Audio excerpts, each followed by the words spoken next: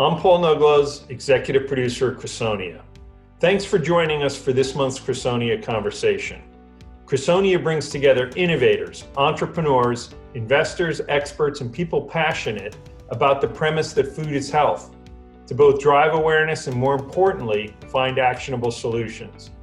In the US, we spend more on healthcare for diet-related illnesses than we do on food itself. This will continue until we collectively commit to change and find practical, actionable ways to make good food as craveable, delicious, and affordable as bad. Until we get to a place where food works to prevent and reverse the health crises we face today instead of foster them. These conversations and our annual forum work to bring valuable information and advanced dialogue from corporations to kitchens. Again, thanks for joining us today. And thanks for being part of the journey to better. Because food is health, and change starts here. I'm Carter Williams, CEO of iSelect.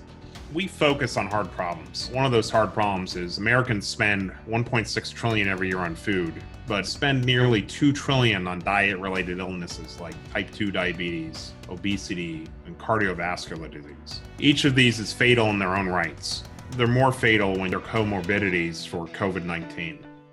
These are tough problems. We believe that you cannot solve the healthcare challenge we face without the evolution to a new, better, and more nutritious food system. Our work at iSelect and the broader work we're doing with Crusonia is focused on bringing the right people together to make this happen, to affect the change, to bring entrepreneurs forward, large corporations, healthcare systems, and patients together to make real progress, to solve the problem associated with healthcare, to introduce better food, to make it so that food and health are combined as a solution to improve our quality of life. Our hope is that results are measured not only through the traditional financial metrics, but through a fundamental and positive impact on reversing the footprint and impact of diet-related illness.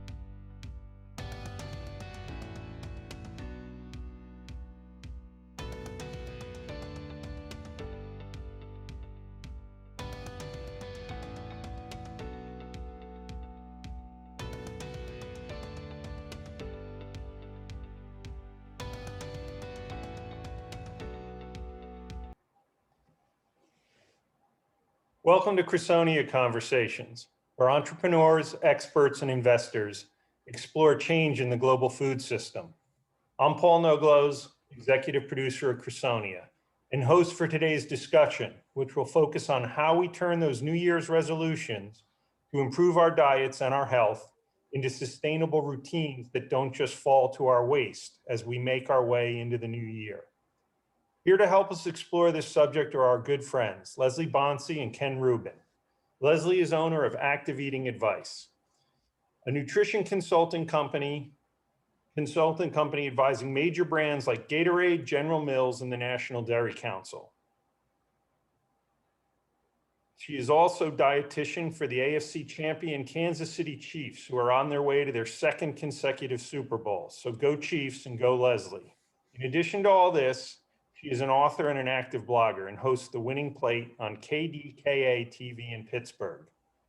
Ken Rubin is a nationally recognized chef, educator, and food anthropologist with over 25 years of broad culinary industry expertise.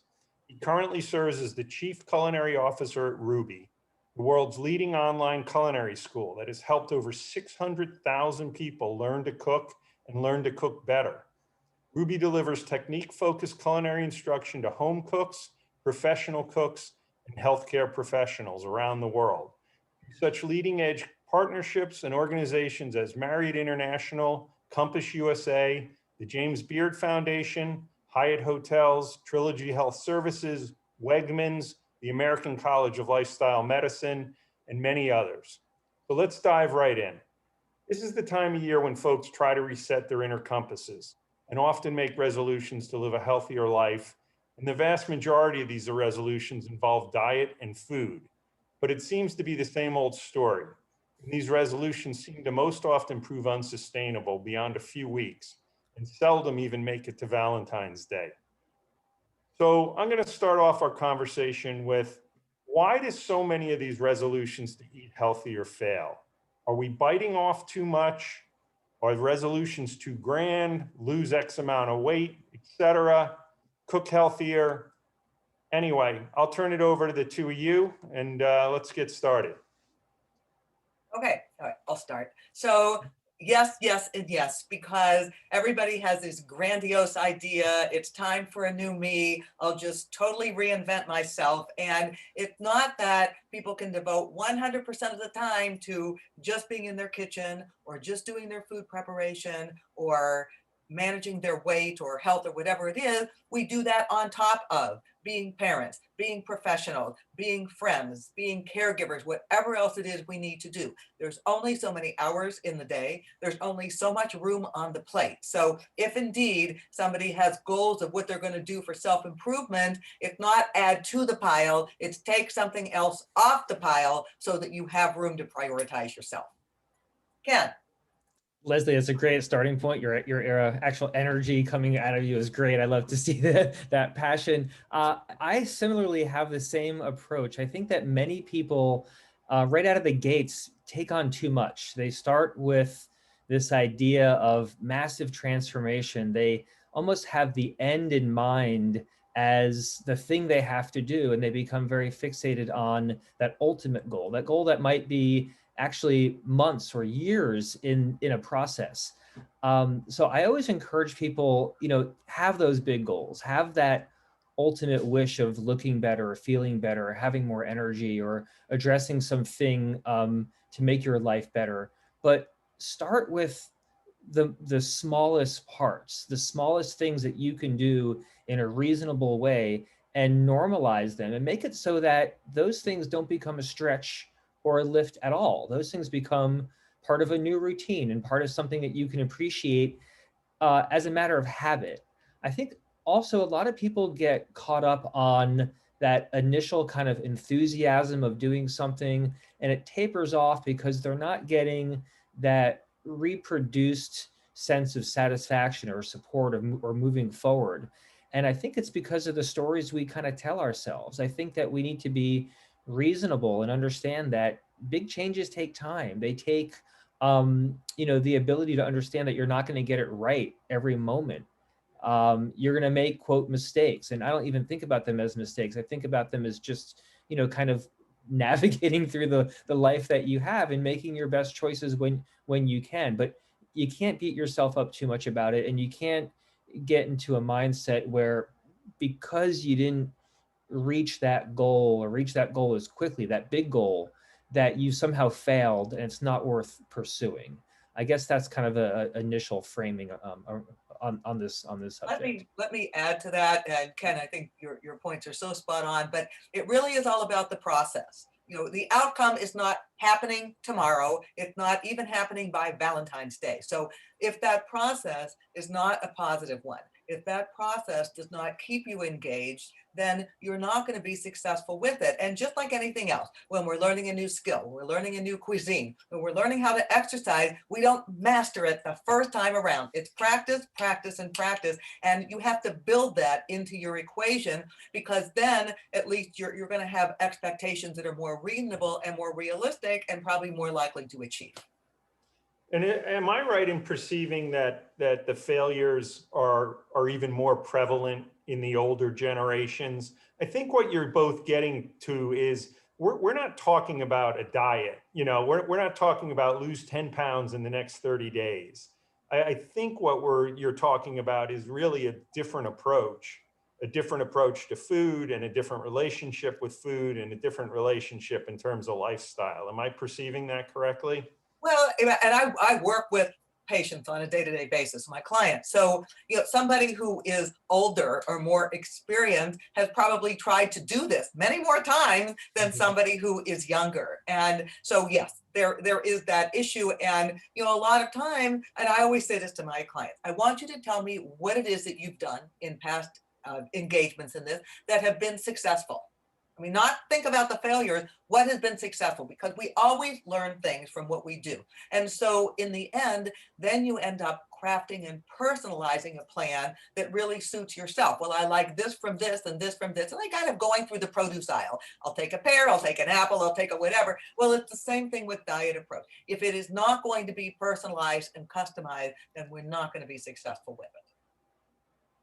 Ken, do you have anything to add on that? Yeah, one thing, and I think that one of the pieces that is oftentimes missing around the larger conversation around change is that so much of it really has to do with the environment that you're in, the access that you have, those other kind of support surround systems that you have that help you make those better choices or create the context for those better choices. So one of the first things that I always do, and I do this for myself and for friends and for people that I speak with about food and cooking and health, is really do those things that change the environment. Remove some of those foods that probably just shouldn't even be in your house if you're trying to make that change, because all you're doing is tempting yourself, kind of reliving in your brain that every time you open up the fridge or that cabinet, that food is there. So just remove it, and very quickly you'll not miss it. You'll have other things to eat or other things to cook, and that's a piece of it. I know that implicit in that are questions of, do you have access to food? Do you have the economic means to get certain foods over others? And those questions, the questions of economy, are really why, part of why I should say, I've been focusing on cooking, and really cooking from a kind of a pantry and a vegetable centric approach, which tends to be very affordable, very applicable across cultural groups, across age groups. It does require some skills and some technique and some learning and some time, but the trade-off you're making is you have the economy, you have the ability to save some money. For me, the tension is not so much about convincing people, it's about getting people to say, great, I do want to save that money, I do want to cook and eat various things and not spend a ton of money, but I want to do it in a joyful way. I want to do it in a way that doesn't feel like I'm because I don't have all this money to spend on food, that I'm like neglecting myself, or I'm not able to have an incredibly pleasurable, rich feeling cooking kind of sequence. And that's, when you really find cooking and you have that control over the means of production of your food in that way, that's when a lot of people, I think, find a lot more flexibility. And one of the other things about that too is satiety is such a really important word, is that joy that we get from what we eat, not only of how it tastes in the mouth and the aroma and the look of it, but how it feels in the stomach and how long we feel satisfied for after we eat it. So that's an after effect, right? You eat the food and then you experience that. But when we think about what happens before, when you are actually engaged in the process of the preparation of your food, there is some satisfaction derived from that, oh, I'm chopping the cucumber, or I'm stirring the oatmeal, or whatever it is. And in general, people that are more involved in their food preparation do have a greater sense of satisfaction, and do find that the amount of food that they eat tends to be more appropriate for them. So it's not just the after the fact, it's kind of the warm-up aspect of it that really makes a very big difference. So I'm sorry, go ahead, Ken. I was just going to say, so one thing that you just kind of, referenced there, Leslie, really kind of speaks to me. My work as a chef, a person who works in food culture, I always think about that ritual. What does that process look like in your home kitchen? Those steps you take to go through for your production of the meal, the consumption, the after effects, the conversation afterwards.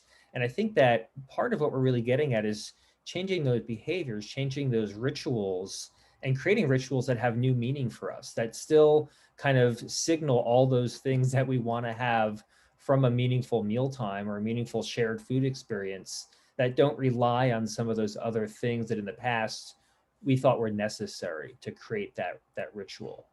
Well, there's also a focus on what you can do instead of typical diet mentality: don't, shouldn't, won't, can't. And that's usually where people fall apart. Once you tell them you can't have something, you've lost them. That's just the way that it is. So thinking about it the other way around, ooh, I actually could prepare this and it will taste good. And isn't that nice? And I can do it within my price point right away. That's winning recommendation. Ross, we're not letting you get a word, or Paul, we're not letting you get a word. No. This is your conversation. But I was going to ask, and I think you've kind of already led me there. I was going to ask, how do you start slow? What behaviors from a food choice or preparation standpoint are easiest? And it sounds like both of you are saying like actually think about preparation. And that's maybe something that doesn't exist in a lot of people's, maybe with COVID now that people are in more, they're not in the office. They're not grabbing something from the vending machine, and running back to their desk to do email. Is that kind of what you're both getting at? Is not only look at the specific foods, but look at everything surrounding the preparation and eating of those foods. I don't want to put words into your mouth. Is that? I think you start with, as Ken said, is the environment. So when I'm talking with somebody and they really want to make some changes to better their health and better their self, all those types of things, is, kind of that starting point is, let's not play to your strength. Let's talk about your weaknesses. When are you most hungry during the day? When might you be more likely to feel like you're going to overconsume? When do you feel most tired? You've got to have a sense of yourself first before anything, because if you don't, where do you begin? And that is kind of that fact finding, and that self-discovery can be really, really helpful to people, because that's not typically what diets do.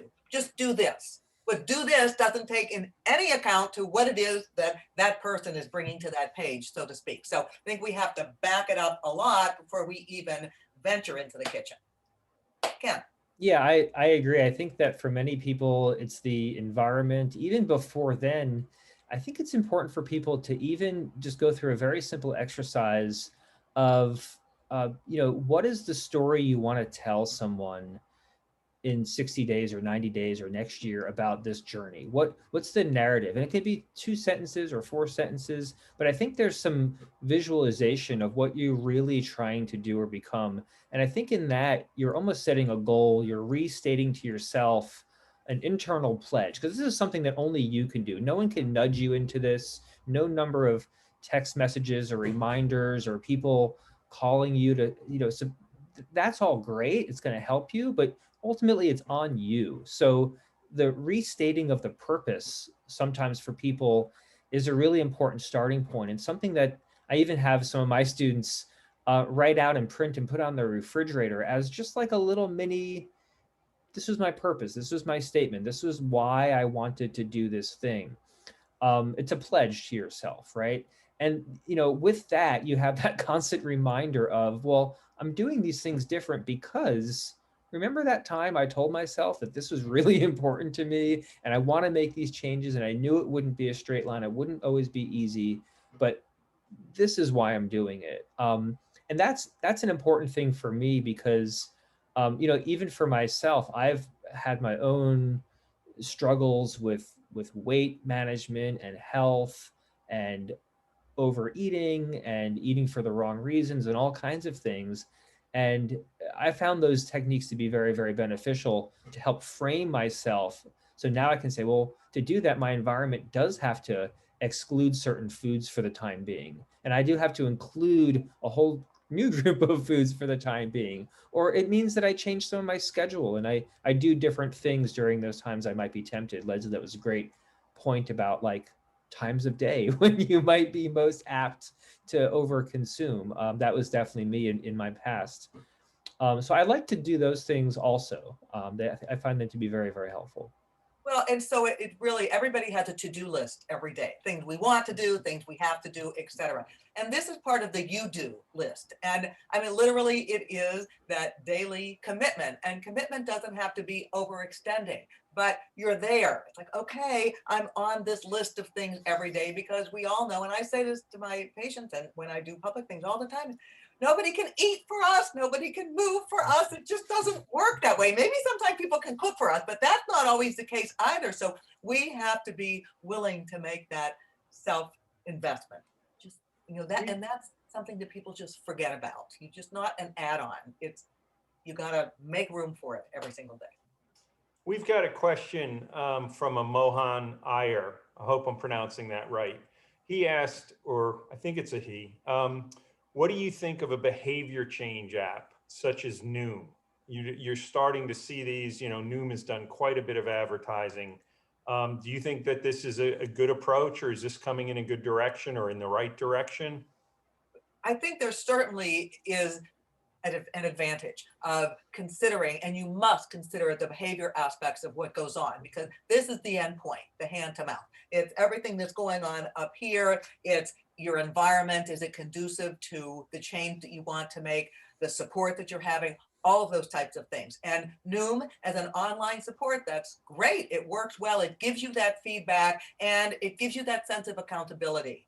And that's critically important as well. Otherwise, we tend to blow it up. And I don't have to think about it today. I'll think about it maybe next year, of whatever the case is. So yes, this is the first iteration of it, but support, accountability, somebody that we can talk to, rely on, mourn or cheer is critically important. I feel like most days I have pom-poms and I am not a cheerleader for the Kansas City Chiefs. Believe me, I'm not. But it is really important because it's really very easy for humans to get down on ourselves. Ugh, I blew it again. Things will never change. This is too hard. So we really need that other voice saying, yes, you can. Yes, you can.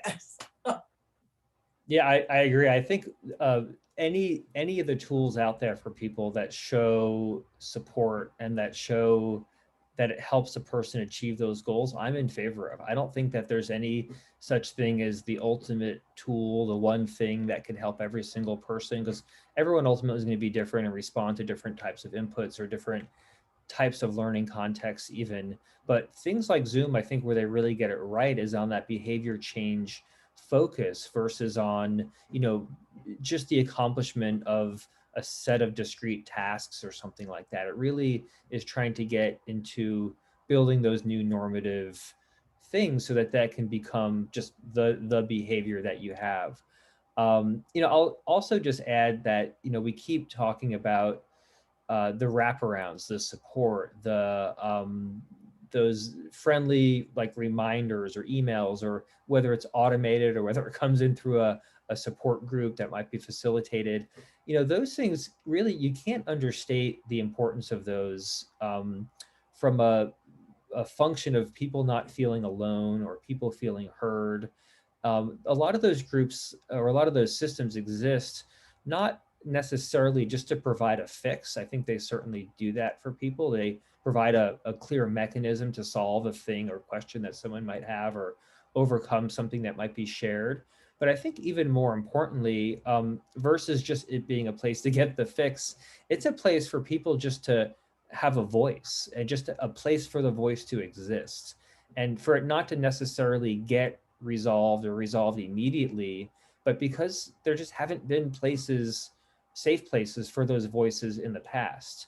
So that's another piece of this that I think is really interesting, is requiring those individuals to have that comfort in the sharing and the becoming part of that larger group. And a couple other things about Noom is there is a price, there is a cost involved with that. So it overall, whatever it is we do has to fit within our salary cap. It just has to. And everybody has a different amount of money that they can allocate to things.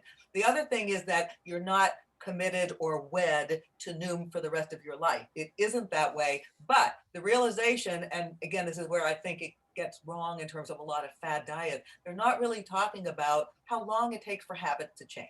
Anybody can change what they eat if they really want to pretty darn quickly. But for those new habits to become routine, that's at least a 3-month process, at least. So so think about that as you're putting this together, whatever it is you decide to do. What is your support structure going to be that's not just for 24 hours over a period of time? Commitment, consistency, and companionship, camaraderie, all those types of things. We want to make sure that that's part of the equation.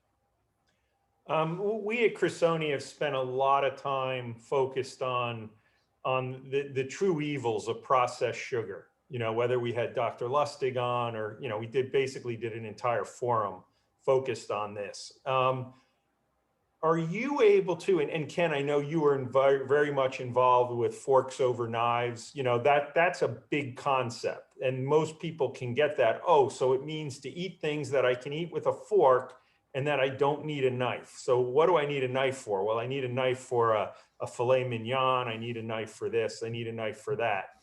Is there anything, one specific thing, whether it's processed sugar, whether it's salt, whether it's fat, is there one thing that you point to in a diet to help get people started? Or is that veering into our, you know, no, you don't want to start cutting things out? I look at that more as, you know, like an overall. So should you focus on sugar? Should you focus on salt? Should you focus on getting more exercise? What do you typically, and I may not be typical, it may not be just one answer, but is there one thing that you can identify as, like if you had to identify as, you know, public enemy number one, what would that be? My approach, Paul, is maybe a little bit different. I don't look, even though I know that certain foods and processed sugar and processed foods are definitely the enemy in terms of being a root cause for people, I don't really see it as the enemy. I take an approach with most people because it works better for most people, to start with the things that they should do more of. People love to hear, I can eat more of that. I can eat as much of that as I want. And I typically start with that. For most people, my first step is I really want you to work on increasing your consumption of whole foods, fruits and vegetables. And for me, it goes back to those pantry items that are not just economical, but also have a lot of those macronutrients like protein and fiber and carbohydrates that we all need. So, you know, beans and whole grains. So I typically start with, you know, eat more of the good stuff, the vegetables, the whole grains, the beans, the things that there's consensus on, regardless of your diet or your culture or your economics or anything else. And once you start that and you have some success with increasing the consumption of those things, then I think it becomes fairly clear for most people what they need to begin to take out. For some people, it's cutting out processed sugars, refined flours. For some people, it's really over dependence on just animal protein more generally. They can't have a meal without meat or meat and cheese. And it's getting people, for me, closer to the ground on what they're eating and increasing the consumption of all those good things before we get into take this out. Got it. And let me embellish upon that. I really hate when we make people feel bad about their eating and say, oh, this is terrible. And you know, I always talk about the word processed because I do think that words get demonized inappropriately for what processed means. When you heat a food, when you freeze a food, when you chop a food, you are processing it. Secondly, I think people don't understand the word sugar, because in fruit, in vegetables, in grains, in dairy, there is sugar that is there naturally. We really want to be careful about these things. And third, people like the taste of sweet. So if you say to somebody right off the bat, you shouldn't eat that, you've lost them. I work with professional athletes. I would not say to the majority of them, minimize your salt intake, because guess what? They sweat.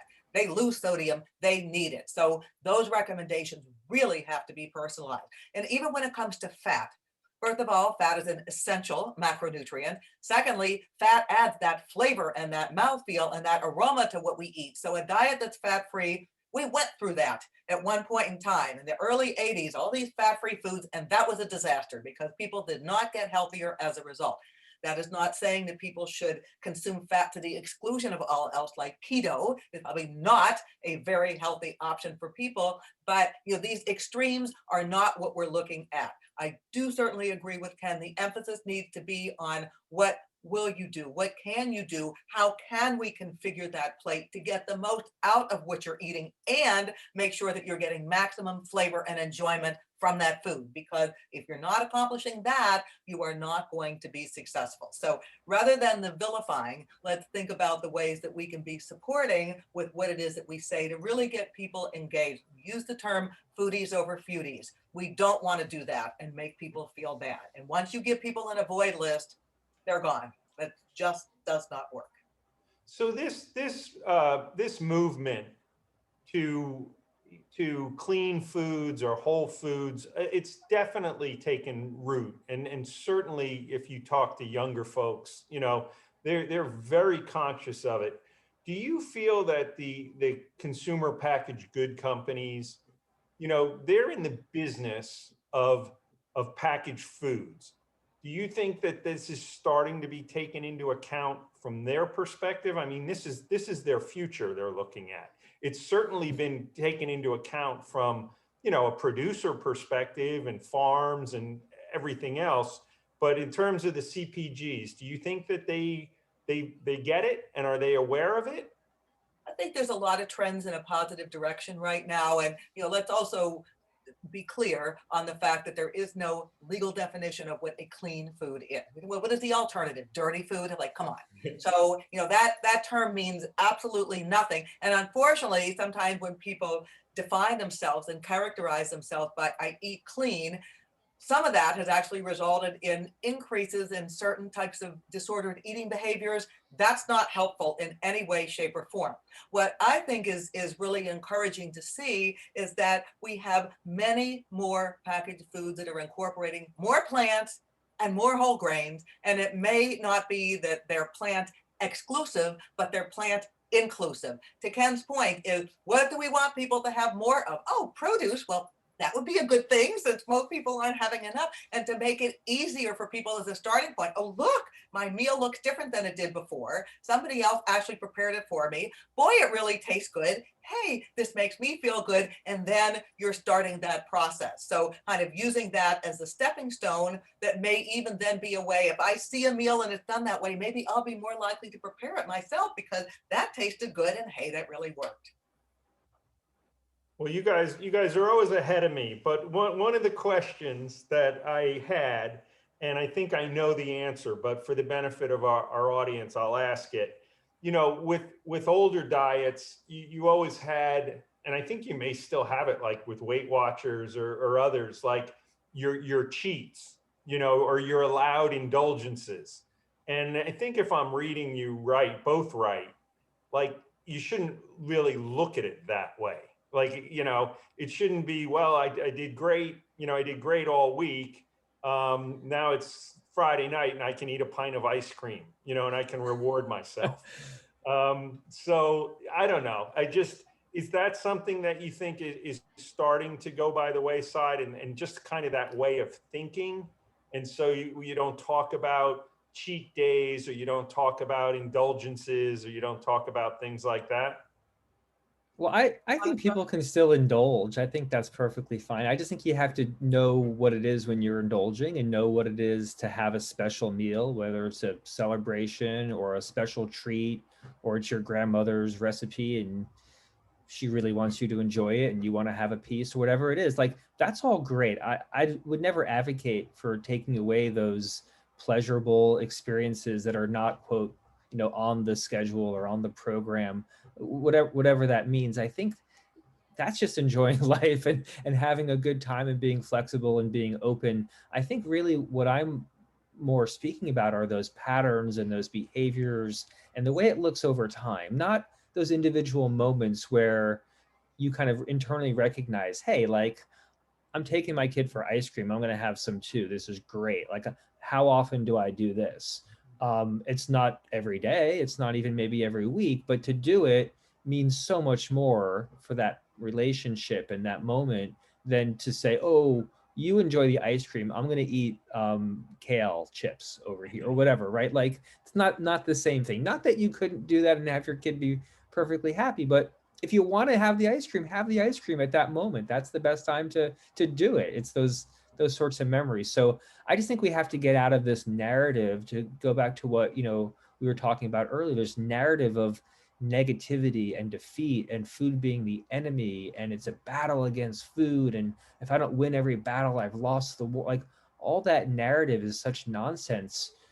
We have to love ourselves. We have to love those food experiences that we have.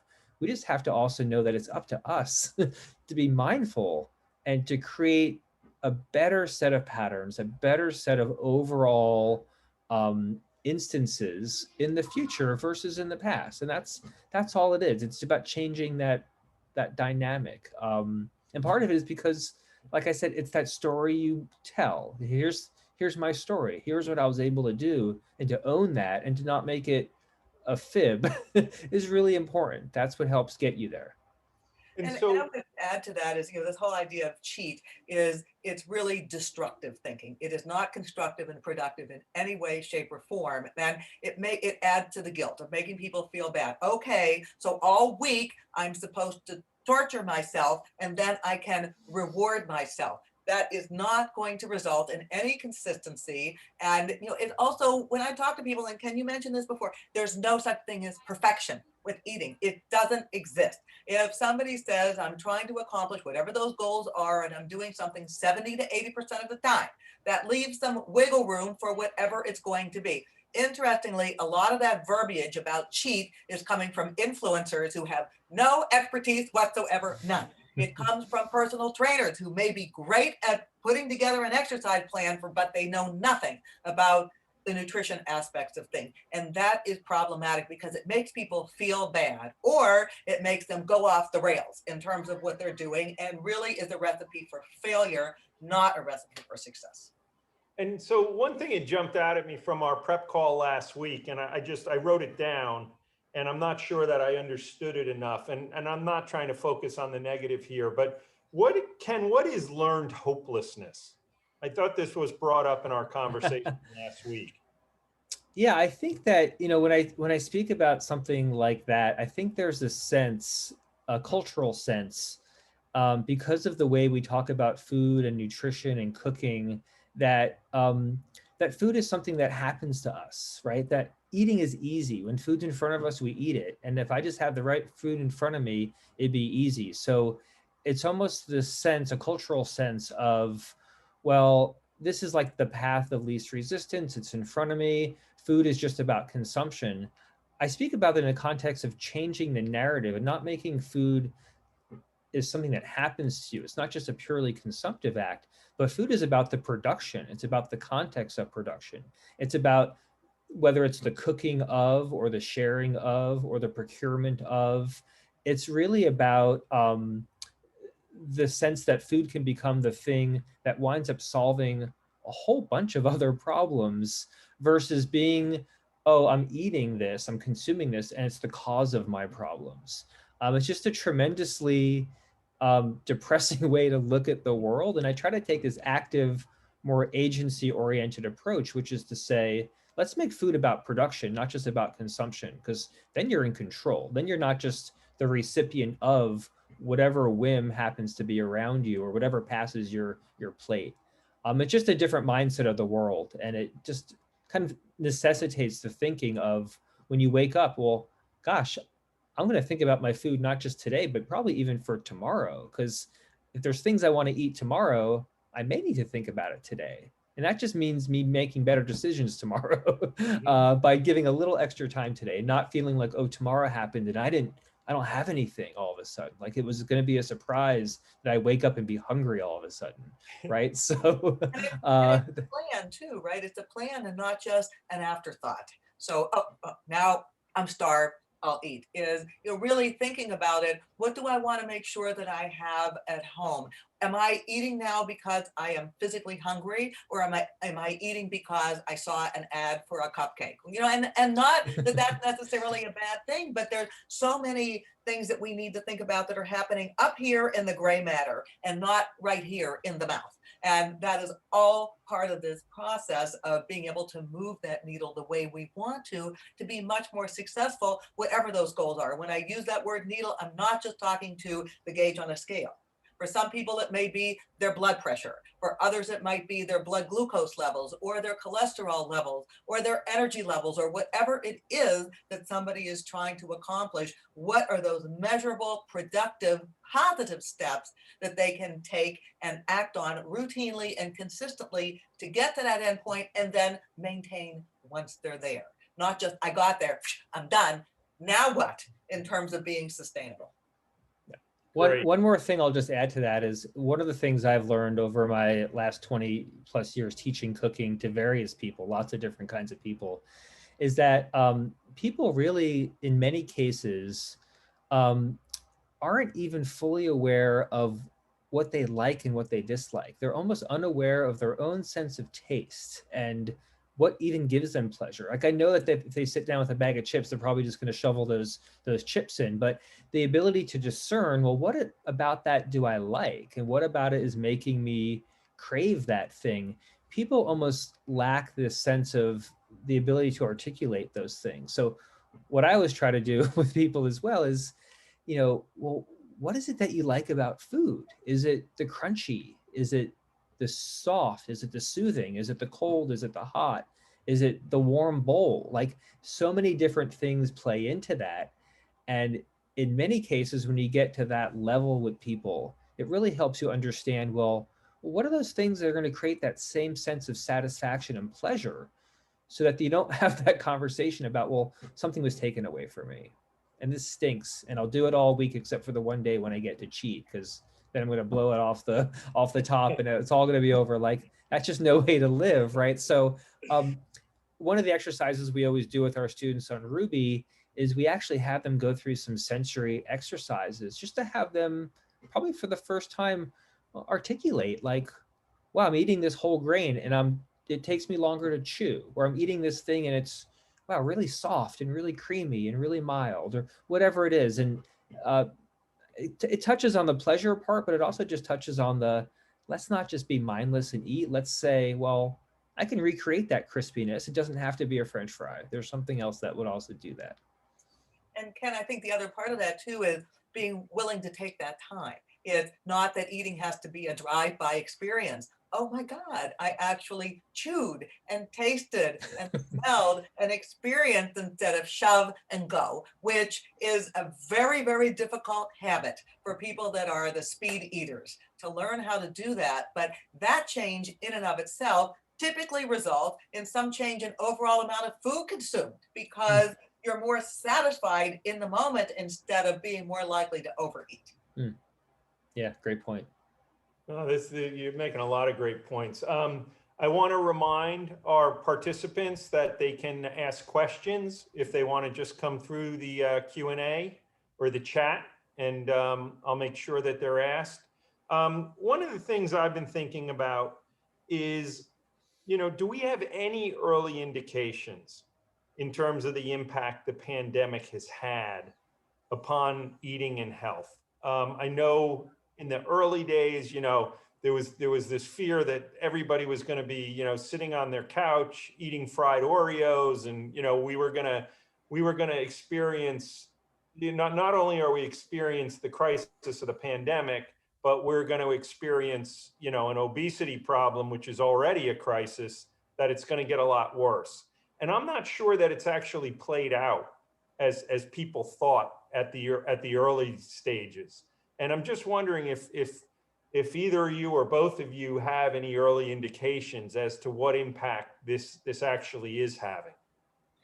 There have been some surveys done already that have started to look at it and have been looking at particular variables surrounding the pandemic. One of which is, yes, people are in more, and so safety has risen to the list. We have more people that are choosing to order online their groceries or even meals instead of going out because of the worry of being exposed. So that the idea of enclosed, not exposed is important.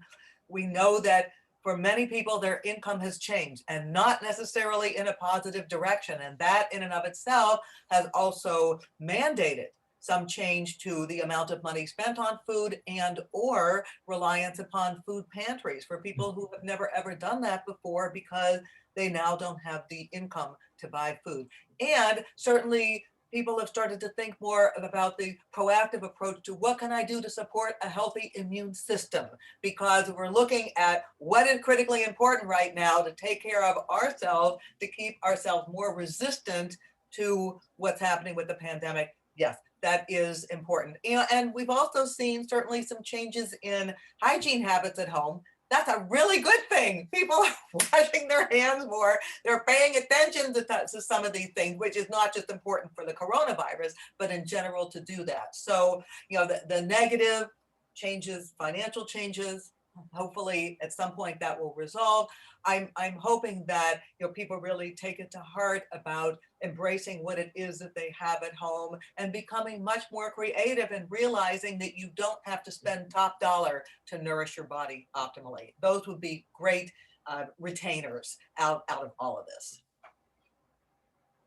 Ken, do you have anything to add from? Yeah, I haven't seen any formal research, but you know, just from what I've kind of observed is that I think the pandemic has definitely made any asymmetries more stark. So people who had any means could certainly go and install a home gym. They could get the meal delivery. They could get the produce sent to their door. All those things because they already had that wealth, those means. People who are out of a job, have a person in their home without, you know, income, or they're not making the same sort of income that they used to, or just the upheaval of having your kids at home, going to school online, and all these other things that just kind of change the whole dynamic for people. So I think I've seen the whole spectrum. I've seen definitely people fall into more despair and less options, less choice around food. I know, you know, our local food banks have been absolutely stretched to the brink and are serving families that previously used to donate to the food bank and things like this. So I think it just very much kind of depends on what your situation is. I know because I speak to lots and lots of people within the food and hospitality space that, you know, it's one industry in particular that just has not come back at all. I mean, airlines and hotels and all those things have actually come back a bit, but restaurants, you know, independent restaurants have been just completely devastated. The hospitality industry more generally completely devastated, and people who work in those areas who used to produce food for people are oftentimes the ones who are the most need of food right now. So certainly very stark. Wow. So again, I'll throw it out to our audience if there are any questions. But so Leslie, so the Chiefs are headed back to the Super Bowl. What's been the biggest impact for, I guess, just for your approach and in dealing with professional athletes through all this?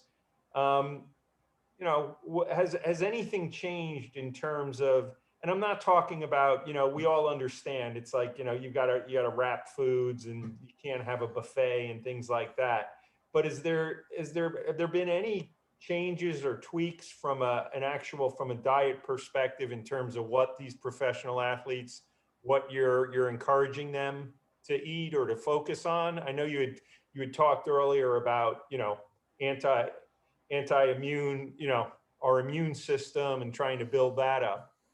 I don't know. Has anything changed for you in terms of your approach and in terms of your dealings with them? Yeah, I was certainly concerns this year of each and every one of them doing their part to abide by the regulations that we have in place, because that's important. So mask is on, hands are washed, sanitizing wipes are used, no sharing of anything. So, I mean, even in terms of the visual representation of what we do, where we would have had, and we do have a fueling bar or fueling station, so to speak, in the weight room, no, they can't use it because we're really trying to now separate food from physical activity so we don't have to worry about any contamination.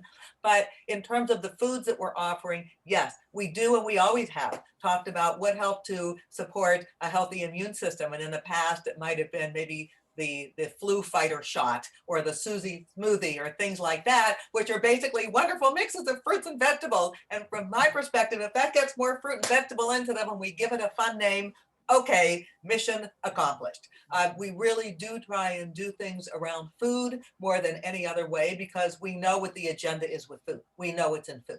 Supplements, we don't always know, and so we don't really want to rely on supplements. So we have a food service staff that is incredibly creative. What we don't have right now, which I think Kevin, you and I were talking about this, is the enjoyment of being able to sit down to a meal and chat with your buds and do that. That's not happening. You have to go in, get your food, and leave. So the socialization isn't there, and that's out of necessity just to keep everybody safe. But the foods that are offered, we are certainly doing a bang up job of what it is that we want these guys to have, and also trying to control as much of minimizing the touch points. So food being offered to them above and beyond what would happen in their normal day. If you want to take food home, do that so that they don't have to go out. So we're really thinking about their well-being overall to try and keep each and every one of them COVID free, so that we have an entire roster that's ready to go on February the 7th. And then Ken, I would just throw it to you in terms of, dealing with, and this is in some ways, this is the other end of the spectrum, but, when you're dealing with a Marriott or you're dealing with somebody huge like that, has your approach or what you're telling them, has it changed in any way, or has it been impacted by the pandemic? Yeah, I mean, our business has certainly been impacted by the pandemic. In terms of the safety question, very specifically, and just kind of thinking back and looking back into last year about the timeline. And I think what we did at Rouxbe, if I recall correctly, was by the end of March, we actually had redeployed a food safety course that we offered for free for the industry. That was a redesign of our existing food safety course, because not a lot of things really change. You still have to wash your hands, and time and temperature and cross-contamination. So, but it was updated for COVID very specifically on all the information coming around about, surface contact and other precautions, and more the role of the food handler, not so much that food itself was the transmission. It was really more about the environment of restaurants and the role of the food handler. We had, lots and lots of pickup because it was a free product that we offered for people. But, these hospitality companies are so on top of it. I have to say that the national, international partners that we have, whether it was Marriott or Wegmans or Four Seasons, all very quickly developed great plans for their teams, for their workers. So what we did was just an additional layer of support for them. I think more generally, when I think about the changes to what we're doing with online education around cooking in COVID, we work both with consumers and home cooks and people as kind of the individual. We also work with big organizations. We definitely saw a pivot towards a lot more instruction towards high schools and community colleges and technical colleges who were brought, off, out of their in-person classes and had to work in this, online setting off campus. So we were able to pivot and wind up helping lots and lots of colleges and universities get their food and cooking programs up and running, as well as a lot of community supported education programs around food and cooking. So things that programs that work with the criminal justice system or through foster care, different types of training programs through amazing partners that we have nationally working with at-need populations. So that's been really great for us. Great. So we're starting to wind down here. I'm going to throw it open one more time, see if there are any questions.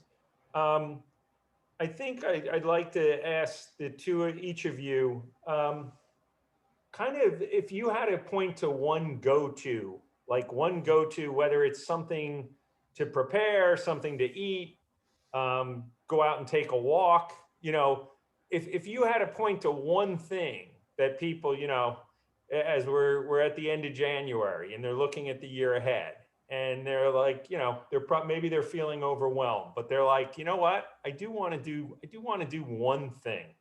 And I want that one thing to have some type of a positive impact on my life.